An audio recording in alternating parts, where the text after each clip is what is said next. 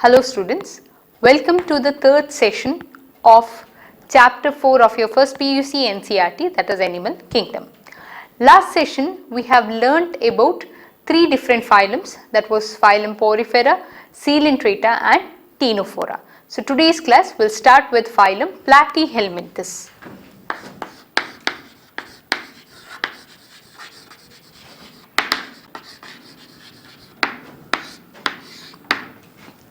Platyhelminthes organisms are dorsoventrally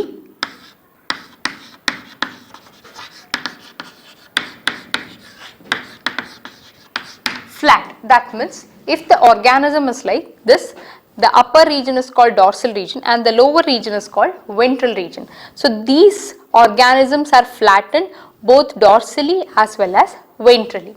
So that is why these Platyhelminthes are commonly called flatworms,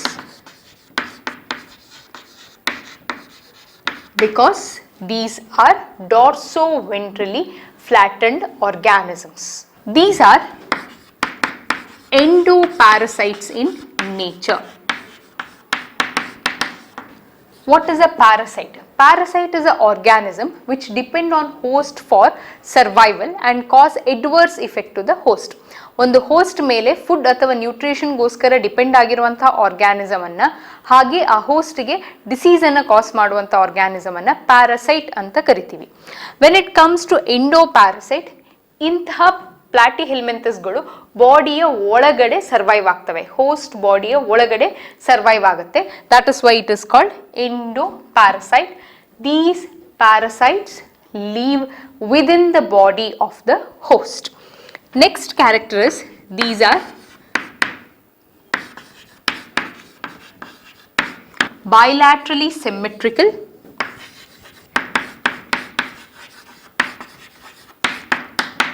triploblastic, acoelomate and have organ level of body organization. These are bilaterally symmetrical, triploblastic, acoelomate and have organ level of body organization. For attachment, as I have told that these are endoparasites, to get attached within the host, they have special structures called hooks and suckers. There are special structures called hooks and suckers which are present in Platyhelminthes, which are necessary for them so that they can get tightly attached to the host. Some of them directly absorb the nutrients from the host, even though they have suckers and hooks which helps in attachment, but from host they directly absorb the nutrients. One more special type of character is having flame cells. Flame cells are the special type of cells which are restricted to Platyhelminthes. These help in osmoregulation,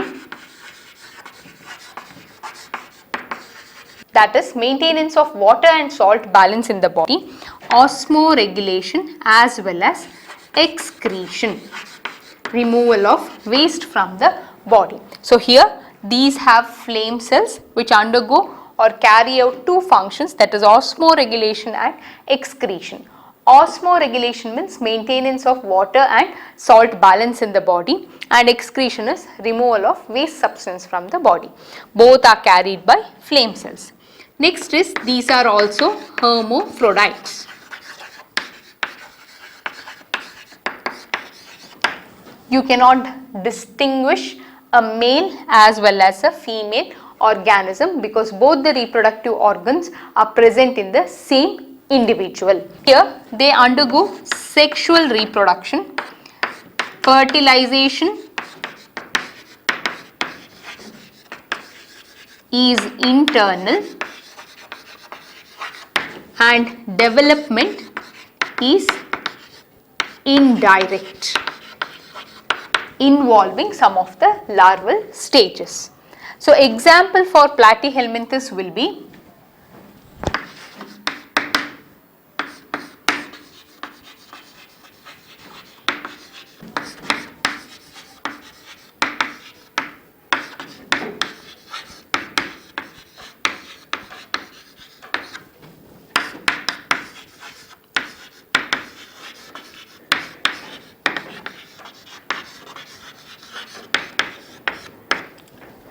planaria, tinea and fasciola.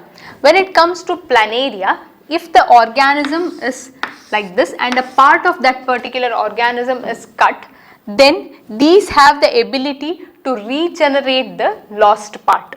So that means they have the ability of regeneration.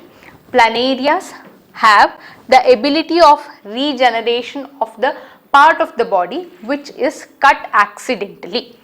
Next is tinea. This is commonly called tapeworm, which lives in the intestine of the human beings. So human being is the host there. Fasciola, it is commonly called liver fluke. So fasciola is restricted to the liver. So both tinea and fasciola, these are endoparasites which make humans as their host. So that is about phylum Platyhelminthes.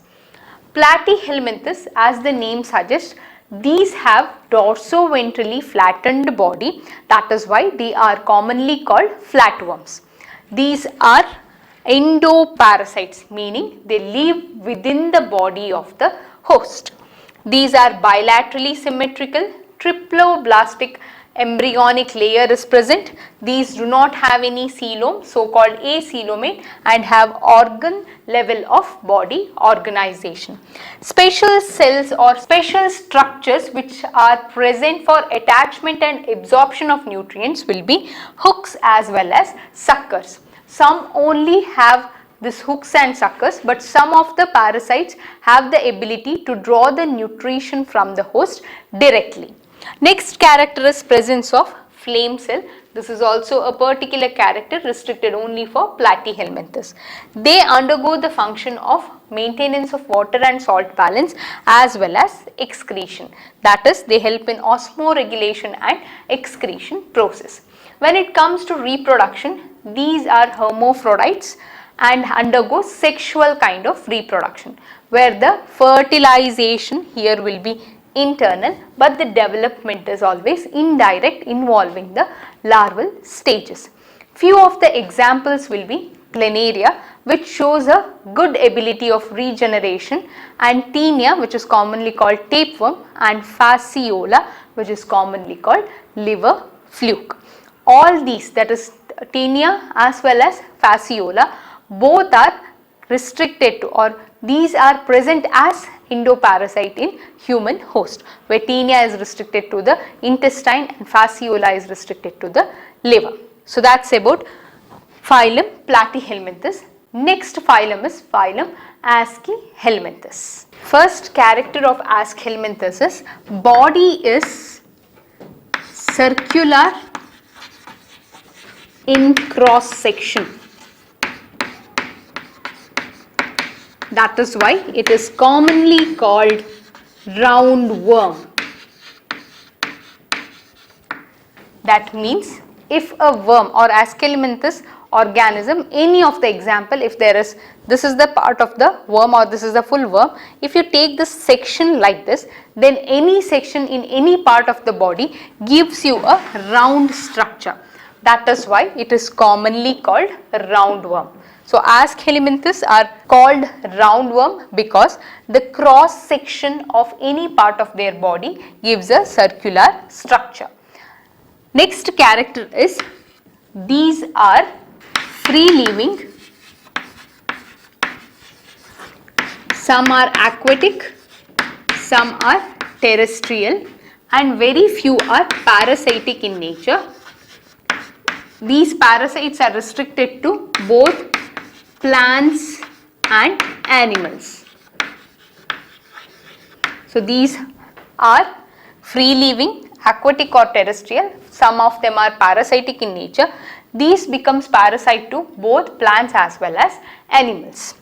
When it comes to the body organization, these are organ level of body organization, bilaterally symmetrical, triploblastic in nature, and next character is alimentary canal.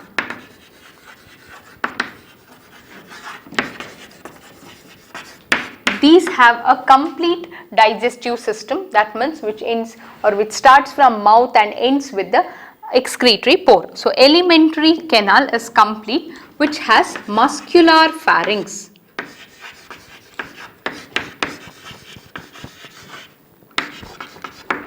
When it comes to its excretion, it is carried out by excretory pore.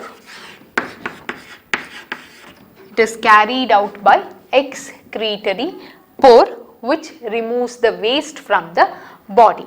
So it also does the function of excretion as well as osmoregulation. These are dioecious in nature. So dioecious means here in this organism you can differentiate a male as well as a female organism. That means these are not hermaphrodites. In case of dioecious form of Aschelinthes, you can observe that male organisms are smaller or shorter in length compared to female, because females have a very long body compared to male. So here these are dioecious in nature. You can easily distinguish a male as well as a female, where male is having smaller body and female is having a larger or a longer body. When it comes to reproduction, these undergo sexual kind of reproduction. The fertilization is internal. Development will be direct or indirect. So direct means the young one appears similar to that of adult. Indirect means it involves different larval stages. So some of the examples for Aschelinthes will be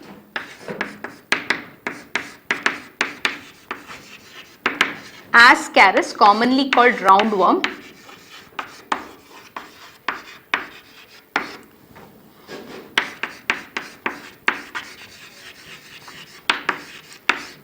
Vaucheria, commonly called filarial worm,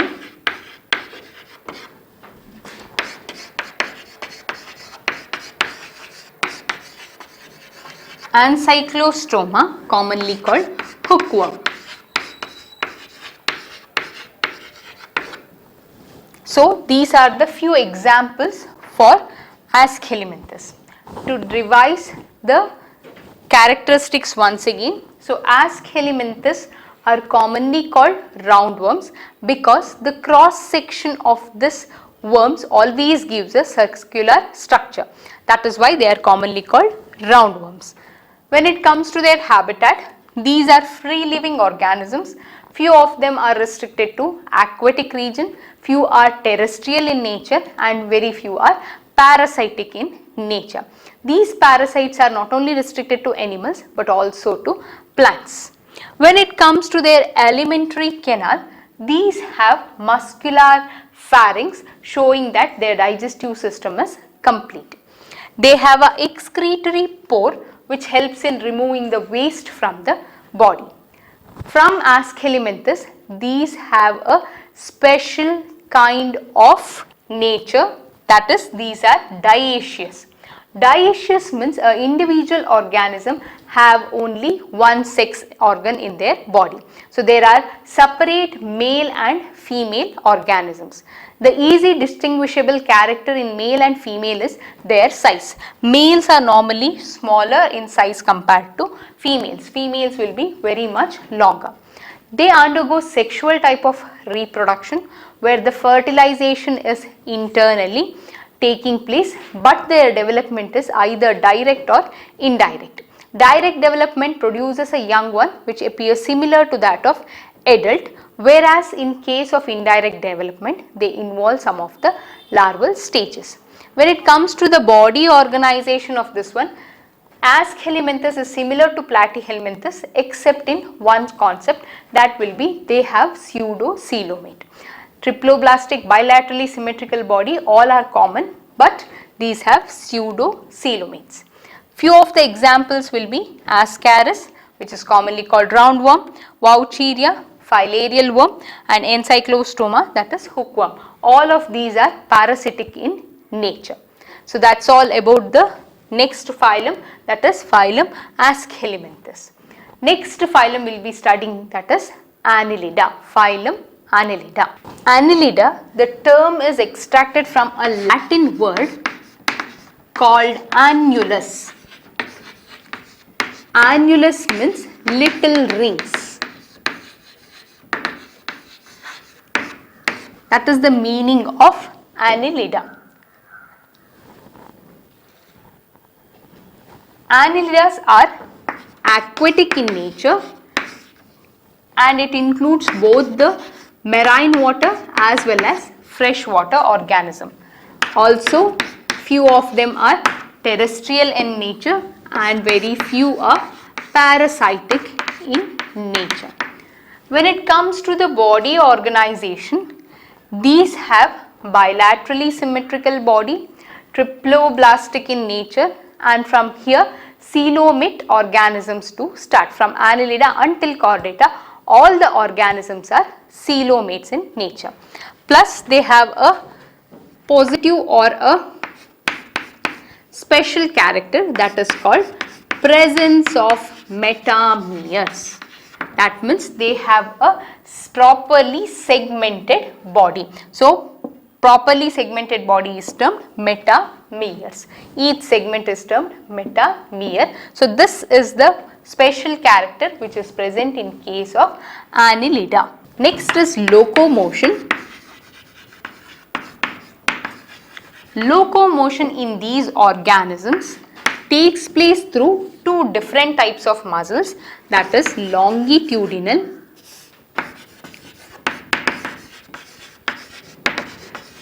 and circular.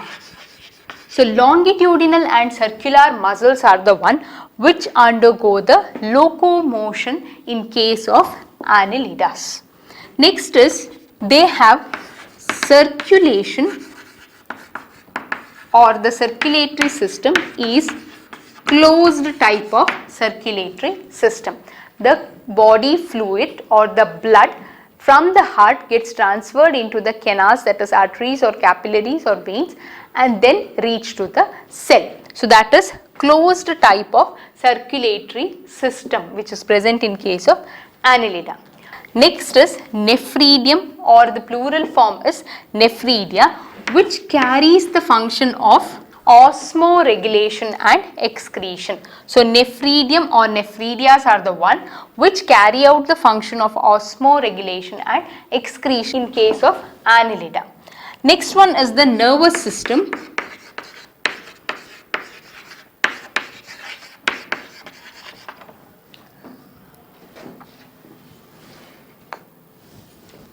In case of nervous system in Annelida, there are pair of structures called ganglia. These ganglions are connected to each other by the lateral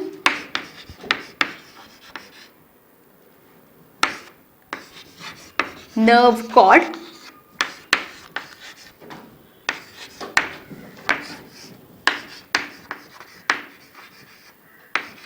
So when it comes to the nervous system in case of Annelida, here they have pair of structures called ganglia or ganglion.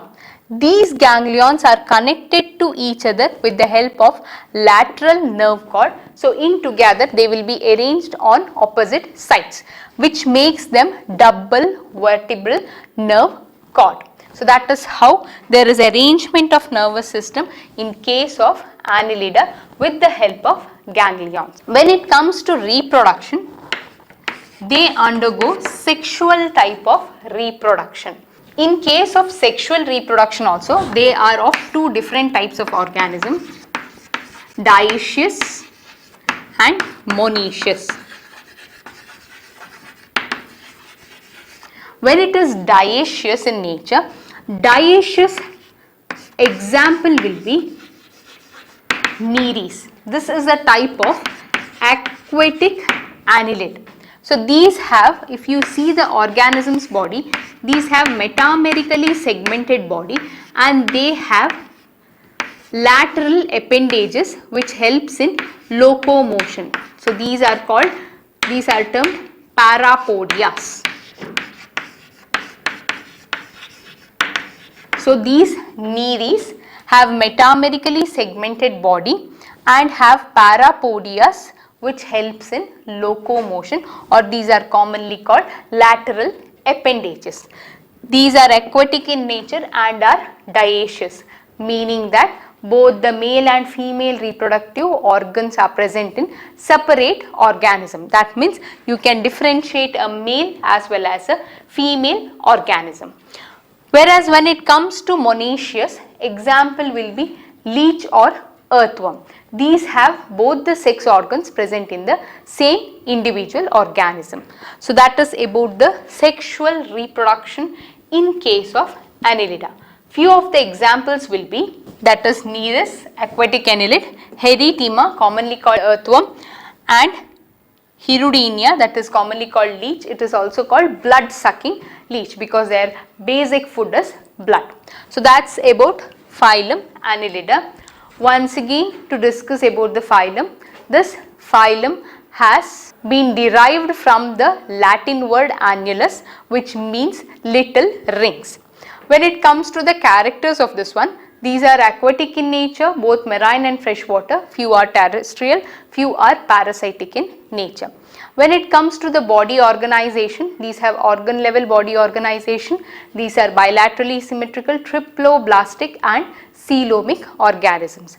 The special character here is they have metametrically segmented body.